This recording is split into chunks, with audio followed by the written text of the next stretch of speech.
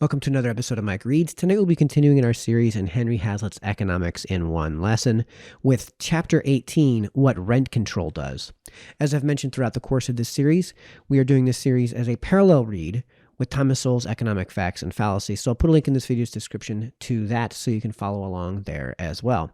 As I've also mentioned throughout the course of this series, at the end of each read, we will be doing an analysis and review of the read. So I'll put a timestamp in this video's description so you can jump straight to the analysis and review if that's how you'd like to go about this. So without further ado, let's dive into tonight's read, which is Chapter 18, What Rent Control Does. Government control of the rents of houses and apartments is a special form of price control. Most of its consequences are substantially the same as those of price control in general, but a few call for special consideration. Rent controls are sometimes imposed as a part of general price controls, but more often they are decreed by a special law. A frequent occasion is the beginning of a war. An army post is set up in a small town. Rooming houses increase rents for rooms. Owners of apartments and houses increase their rents. This leads to public indignation. Or houses in some towns may be actually destroyed by bombs, and the need for armaments or other supplies diverts materials and labor from the building trades. Rent control is initially imposed on the argument that the supply of housing is not, quote-unquote, elastic, i.e., that a housing shortage cannot be immediately made up, no matter how high rents are allowed to rise. Therefore, it is contended, the government, by forbidding increases in rents, protects tenants from extortion and exploitation without doing any real harm to landlords and without discouraging new construction. This argument is defective even on the assumption that the rent control will not long remain in effect. It overlooks an immediate consequence. If landlords are allowed to raise rents to reflect a monetary inflation and the true conditions of supply and demand, individual tenants will economize by taking less space. This will allow others to share the accommodations that are in short supply. The same amount of housing will shelter more people until the shortage is relieved. Rent control, however, encourages wasteful use of space. It discriminates in favor of those who already occupy houses or apartments in a particular city or region at the expense of those who find themselves on the outside. Permitting rents to rise to free market levels allows all the tenants or would-be tenants equal opportunity to bid for space. Under conditions of monetary inflation or real housing shortage, rents would rise just as surely if landlords were not allowed to set an asking price, but were allowed merely to accept the highest competitive bids of tenants.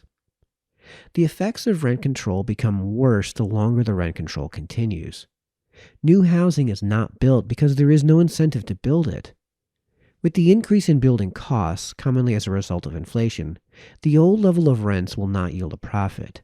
If, as often happens, the government finally recognizes this and exempts new housing from rent control, there is still not an incentive to as much new building as if older buildings were also free of rent control. Depending on the extent of money depreciation, since old rents were legally frozen, rents for new housing might be 10 or 20 times as high as rent in equivalent space in the old. This actually happened in France after World War II, for example. Under such conditions, existing tenants in old buildings are indisposed to move, no matter how much their families grow or their existing accommodations deteriorate. Because of low fixed rents in old buildings, the tenants already in them and legally protected against rent increases are encouraged to use space wastefully, whether or not their families have grown smaller. This concentrates the immediate pressure of new demand on the relatively few new buildings. It tends to force rents in them at the beginning to a higher level than they would have reached in a wholly free market. Nevertheless, this will not correspondingly encourage the construction of new housing. Builders or owners of pre-existing apartment houses, finding themselves with restricted profits or perhaps even losses on their old apartments, will have little or no capital to put into new construction. In addition, they, or those with capital from other sources, may fear that the government may at any time find an excuse for imposing rent controls even on the new buildings, and it often does. The housing situation will deteriorate in other ways. Most important, unless the appropriate rent increases are allowed, Landlords will not trouble to remodel apartments or make other improvements in them. In fact, while rent control is particularly unrealistic or oppressive, landlords will not even keep rented houses or apartments in tolerable repair. Not only will they have no economic incentive to do so, they may not even have the funds. The rent control laws, among other effects, create ill feeling between landlords who are forced to take minimum returns or even losses, and tenants who resent the landlord's failure to make adequate repairs. A common next step of legislatures, acting under merely political pressures or confused economic ideas, is to take rent controls off quote-unquote luxury apartments while keeping them on low or mid-grade apartments. The argument is that the rich tenants can afford to pay higher rents, but the poor cannot. The long-run effect of this discriminatory device, however, is the exact opposite of what its advocates intended. The builders and owners of luxury apartments are encouraged and rewarded. The builders and owners of the more needed low-rent houses are discouraged and penalized. The former are free to make as big a profit as the conditions of supply and demand warrant. The latter are left with no incentive, or even capital, to build more low-rent housing. The result is a comparative encouragement to the repair and remodeling of luxury apartments, and a tendency for what new private building there is to be diverted to luxury apartments. But there is no incentive to build new low-income housing, or even to keep existing low-income housing in good repair. The accommodations for the low-income groups, therefore, will deteriorate in quality, and there will be no increase in quantity. Where the population is increasing, the deterioration in shortage in low-income housing will grow worse and worse. It may reach a point where many landlords not only cease to make any profit, but are faced with mounting and compulsory losses. They may find that they cannot even give their property away. They may actually abandon their property and disappear, so they cannot be held liable for taxes. When owners cease supplying heat and other basic services, the tenants are compelled to abandon their apartments. Wider and wider neighborhoods are reduced to slums. In recent years, in New York City, it has become a common sight to see whole blocks of abandoned apartments with windows broken or boarded up to prevent further havoc by vandals. Arson becomes more frequent, and the owners are suspected. A further effect is the erosion of city revenues, as the property value base for such taxes continues to shrink. Cities go bankrupt or cannot continue to supply basic services. When these consequences are so clear that they become glaring, there is of course no acknowledgement on the part of the imposers of rent control that they have blundered. Instead, they denounce the capitalist system. They contend that private enterprise has quote-unquote failed again, that, quote, private enterprise cannot do the job, end quote. Therefore, they argue, the state must step in and itself build low-rent housing. This has been the almost universal result in every country that was involved in World War II or imposed rent control in an effort to offset monetary inflation. So the government launches on a gigantic housing program at the taxpayer's expense. The houses are rented at a rate that does not pay back costs of construction and operation. A typical arrangement is for the government to pay annual subsidies, either directly to the tenants and lower rents, or to the builders or managers of the state housing. Whatever the nominal arrangement, the tenants in the buildings are being subsidized by the rest of the population. They're having part of their rent paid for them. They are being selected for favored treatment. The political possibilities of this favoritism are too clear to need stressing. A pressure group is built up that believes that the taxpayers owe it these subsidies as a matter of right. Another all but irreversible step is taken toward the total welfare state. A final irony of rent control is that the more unrealistic, draconian, and unjust it is, the more fervid the political arguments for its continuance. If the legally fixed rents are on the average 95% as high as free market rents would be, and only minor injustice is being done to landlords, there is no strong political objection to taking off rent controls, because tenants will only have to pay increases averaging about 5%. But if the inflation of the currency has been so great, or the rent control laws so oppressive and unrealistic, that legally fixed rents are only 10% of what free market rates would be, and gross injustice is being done to owners and landlords, a great outcry will be raised about the dreadful evils of removing the controls and forcing tenants to pay an economic rent. The argument is made that it would be unspeakably cruel and unreasonable to ask the tenants to pay so sudden and huge an increase. Even the opponents of rent control are then disposed to concede that the removal of controls must be a very cautious, gradual, and prolonged process. Few of the opponents of rent control, indeed, have the political courage and economic insight under such conditions to ask even for this gradual decontrol. In sum, the more unrealistic and unjust the rent control is, the harder it is politically to get rid of it. In country after country, a ruinous rent control has been retained years after other forms of price control have been abandoned. The political excuses offered for continuing rent control pass credibility.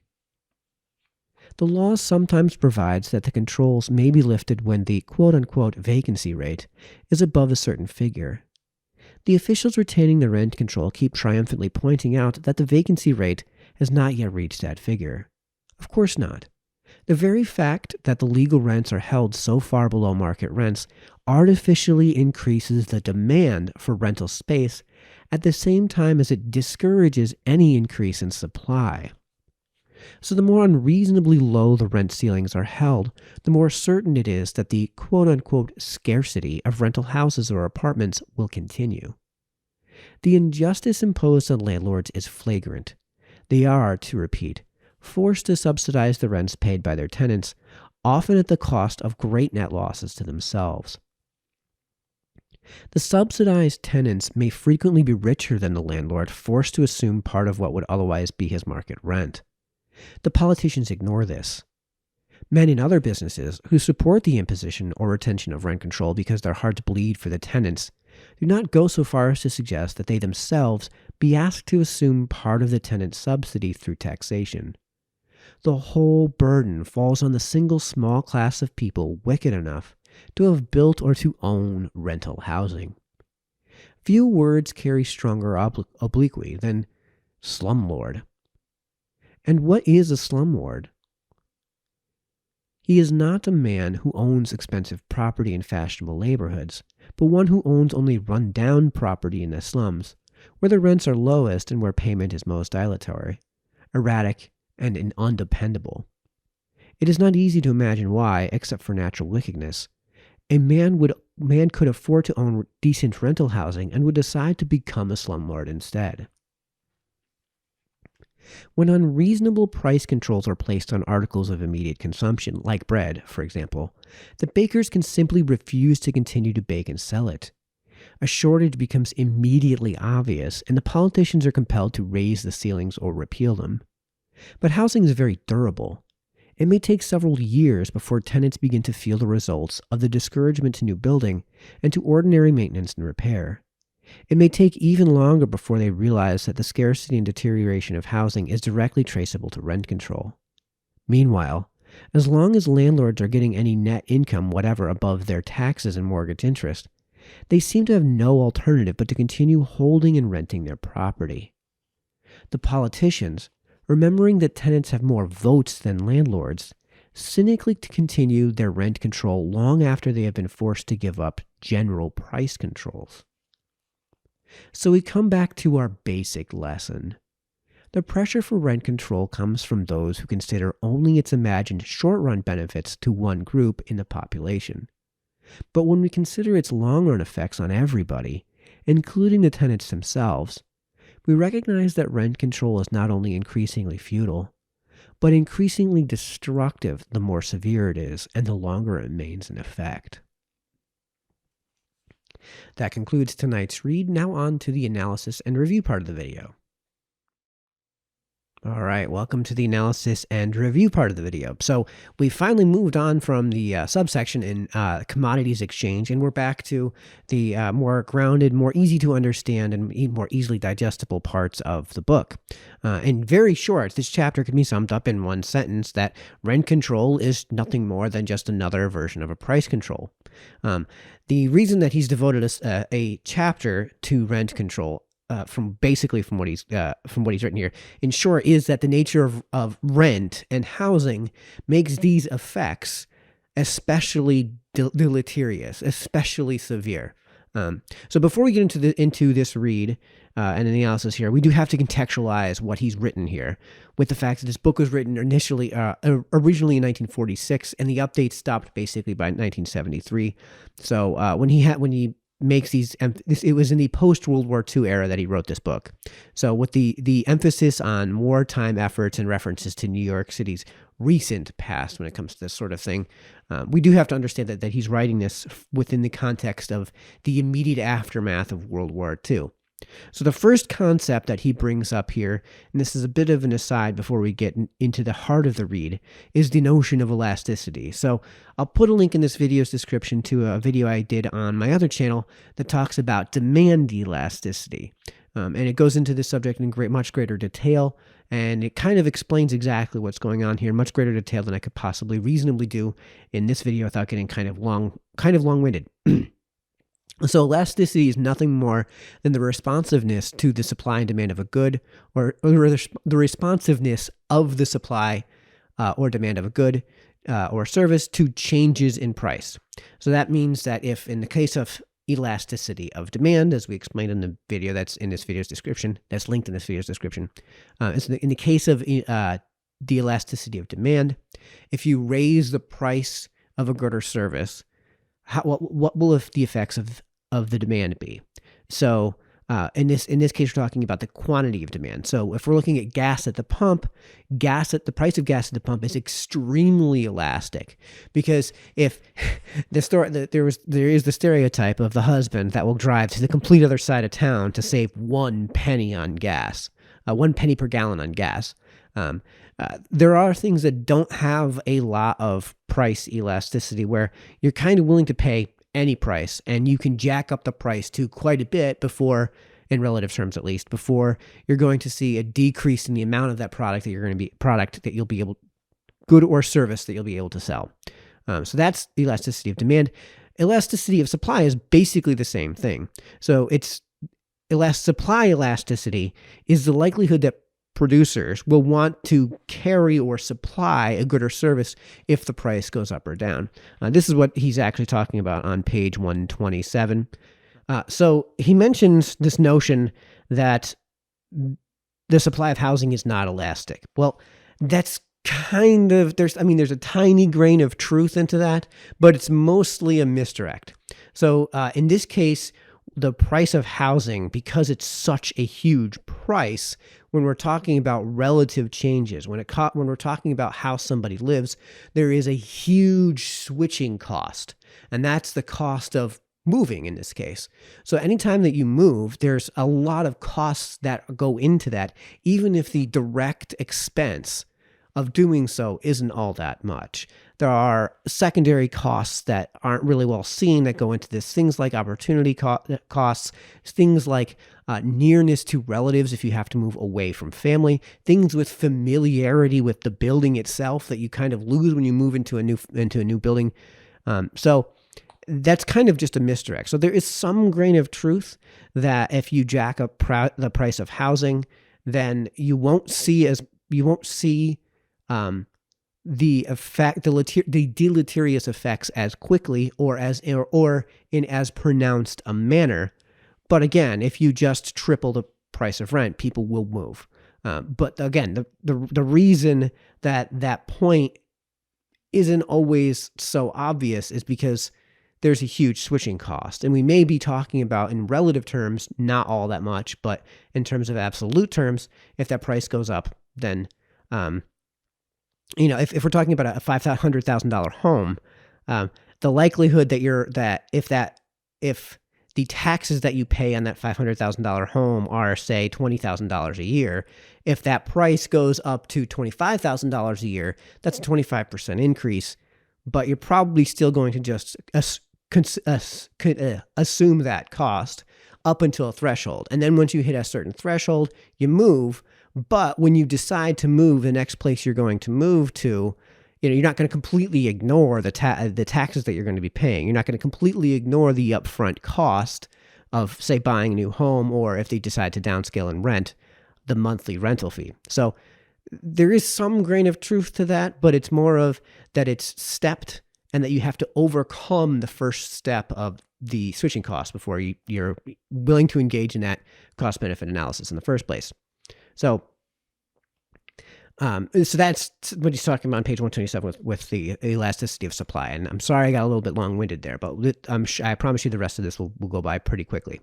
Obviously, if the price is not allowed to ever naturally increase, the quantity of supply will never increase. So, for example, if we have that 2x4 and it's $8 a board and it's never allowed to go to $9 a board, then at some point because of the nature of inflation, and it's possible that there is a world where inflation doesn't exist, but in the real world where we have inflation, the nature of the cost of producing that board means that the return on your investment as a producer of that board is always going to decline if that price is not permitted to increase to a market price. Again, we talked about that when we talked about equilibrium pricing in that video I linked, which is, again, in this video's description. But so this of course is going to result in shortages, like we talked about in that video. But this is not even the beginning of the detrimental effect. So it is important, however, to remember that as a starting point, these measures will, by the very definition of the thing, always result in shortages. Part of this stems from, and also will lead to, a reluctance to bring in new construction. Hazlitt points this out and explains it on page 128. New housing is not built because there is no incentive to build it. With the increase in building costs, commonly as a result of inflation, the old level of rents will not yield a profit. What that means is that why would I do the thing if I'm not going to make as much money off of the thing, and the reason to do the thing is to make money off of the thing? Why would I go work a job where it's going to cost me more money to go work the job, in getting to the job, than I'm going to wind up getting paid by the end of the day? So that's a cost-benefit analysis that couples do when they're looking at potentially having, say, mom stay at home. Right? If you've got 3 kids in daycare, the cost of sending the kids to daycare may be more than what mom takes home in the first place, so you might as well just have her stay home. In addition to this, and this is a point that Hazlitt doesn't bring up, because of the fact that the return on investment, because of the owner's equity that's being returned in the case of, say, a landlord, because of that reduced return, there's a reduced incentive to carry out loans for these new constructions, which stems from the fact that when you do an actuarial analysis as to the likelihood that you'll be able to actually pay back these loans, obviously if you can net much greater profit ignoring the cost of the mortgage, then you'll be much more likely to actually pay back the mortgage, and the banks will be less likely to have to foreclose on the property. In this case, they actually want that money. They would rather have the money than the collateral. Otherwise, they wouldn't loan the money. They would just take the collateral in the first place, and they would never loan the money. Or they would allow you to keep, or they would just never they would never engage in that collateralized transaction. So this is a point that Hazlitt doesn't bring up. I wish he would have brought it up, but just to add to that point, again, there's going to be a reluctance to even loan for this new construction, so it's actually going to be an exacerbative effect. And also, in order to maintain solvency in these places where they are already renting, when the rent controls are imposed, cost savings will have to be realized elsewhere in order, again, to remain solvent, in order to be able to cover your own costs with the income garnered from rents. The first place this is going to come out of is maintenance. That means that the first thing you're going to see when you have rent controls imposed is a deliberate effort to reduce the quantity and quality of maintenance. Hazlitt points this out on page 129. The housing situation will deteriorate in other ways. Most important, unless the appropriate rent increases are allowed, landlords will not trouble to remodel apartments or make other improvements in them.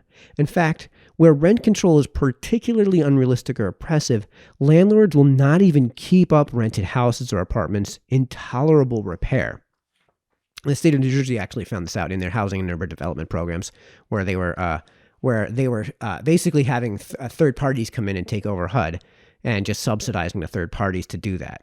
And what they found was that the first thing they did was just stop maintaining things because there was no way to increase the rents they were getting from HUD. What this winds up leading to is the notion of the slumlord. The landlord who has a piece of property and they're just deliberately keeping it a slum because why would they bother with the maintenance? So why do these slumlords exist? Why would somebody who has the capital and the assets to afford to own property rent out a disgusting roach-infested hellhole? Well, they wouldn't. The truth is that when it comes to these lower rent properties, even in free market situations, these are the exact type of people, because they are renting property in the first place, because they are going into this business in the first place, they're going to want to diversify their portfolio. So these are the type of people that are going to want to rent out luxury apartments, and they're going to want to rent out the low rent apartments. Now, they may start off in the low rent apartments because that's how they get their feet wet. That's how they get introduced into that market, because those properties, generally speaking, are lower cost in terms of the capital startup costs. That's basically your market entry in terms of property ownership and rental. So these are the exact type of people who have the experience doing this sort of thing to branch out into these more luxury apartments, into these more high-priced apartments. And of course, these people are going to want to maintain a diversified portfolio. That means that they're going to want to carry both of these things. But unfortunately, that's just not going to happen, despite the fact that the people who already own these rental properties are going to be the most qualified people to own rental properties. Hazlitt points this out on page 129. Builders or owners of pre-existing apartment houses finding themselves with restricted profits or perhaps even losses on their old apartments will have little or no capital to put into new construction. In addition, they or those with capital from other sources may fear that governments may at any time find an excuse for imposing rent controls even on the new buildings, and it often does. So in short, these are the people that would be using that profit that they're making to reinvest in their own company and buy potentially, higher end properties. But they're less able to do that because they have less profit at the bottom line in order to save that money up. And of course, he brings up in this point kind of a minor political aside here.